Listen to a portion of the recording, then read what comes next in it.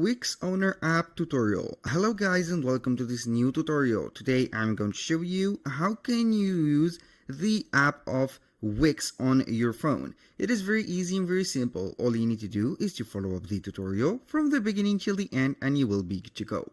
The first thing that you need to do is right here go to your App Store or your Play Store on your phone. If you are on iOS, simply go ahead to right here App Store. Then you need to search for the app of Wix. You're going to click on search, then you are going to type on Wix.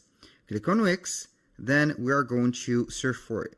As you can see here, we have the Wix Owner Website Builder. All you need to do right there is to install that specific app. It has a high rating and it is very easy to use. Right there, I have already installed that specific app. So we are going to open up this app in front of you. I'm going to click on open and now it will go ahead and open that specific app. I'm going to wait until the app initiate. Right there, I think I'm going to open it up again. So we are going to get started. If you don't have an account right there, you need to click on get started. But if you have already an account, you're going to click on the second choice. Go ahead right there and then you need to set up your email address. So in my case, I will go ahead and start again. I'm going to type in my email address. Right there, I'm going to type the usual email address. I'm going to ads like that. So make sure to use your own email address. Right there, we are going to the email. Then we are going to confirm the installation and also the account. As you can see right there, I have connected my Google account or my email address. So go ahead and confirm your identity and also your email addresses. And then we are going to see here the website that we have created.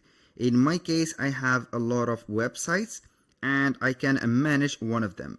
If you want to create a new website, simply go ahead and click on create new and you will see here the platform of Wix that you can go ahead and set up the template and also the store or the website like the usual platform on the PC. You can go ahead and set everything that you want right there and then you're going to select whatever. So right here, I'm going to select any website that I have created. For example, I'm going to select site 1. And here it will give you the choice to download or try Wix Studio that I'm not going to use right there, but you can do it. Here we have the dashboard of that specific app. Right there, you can set up whatever you want from setting up the payment methods, from also setting up the shipping rates and also the shipping addresses, and also you can go ahead and make whatever you want. So I can manage the products from here like that. You can see that we can manage the products. Click on manage the products and you will see here whatever product that you want. You can also add a product by clicking on add product. Put photo, here product name and etc. So right here we have the total of the, as you can see here, the functionalities or the features. You can set the payment methods like that. I'm going to click on view payments and this is the same as the desktop version. You can go ahead and set whatever you want for the countries. Let's go ahead and save a country from there. Let's go ahead and set, for example, United States, USA, or United. I'm going to see here. This is it. I'm going to click on confirm and it will show up the payment methods that are available. So we have Stripe, we have PayPal, we have the manual, and also we have more. You can connect whatever you want from there. Here was the payment methods. You can also set up some payment links. Right there, create a payment link, then for example, multiple payment or recurring ones or one-time payment. Now for the invoices, you can go ahead and create an invoice. You can manage them or create from this specific app. Here we have all the invoices, and for the price quote you can set them. Here we have the media storage. It will let you see here the storage that you can go ahead and use and etc. Now we have an activities. You can see here the recent activities that some of your collaborators that made or yourself. You can add right there, click on add and see whatever you can add. You can create a or add a product, blog post, invoice pay link, announcement, and for the marketing tools you can also create a coupon, social media post, email campaign, or a push notification. So in my case, I will see here whatever we have some the manage. So here we can see the mobile app or the website.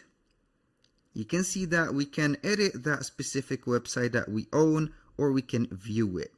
So here this is the management of the website. I'm going to click on edit and see how we can use that feature, if it is the same as the computer or desktop or not.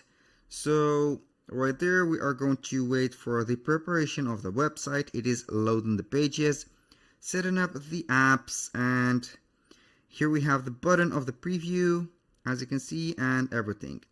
Now this version is for the mobile and not for the desktop, so keep in mind that you are going to use the mobile version, and everything will be set on the mobile version. And for the desktop version, I don't know, and I don't have a clear idea about that, but it is okay. When you click on more right there, you can see that we have a limited choices from there. For example, here any blockers, reload.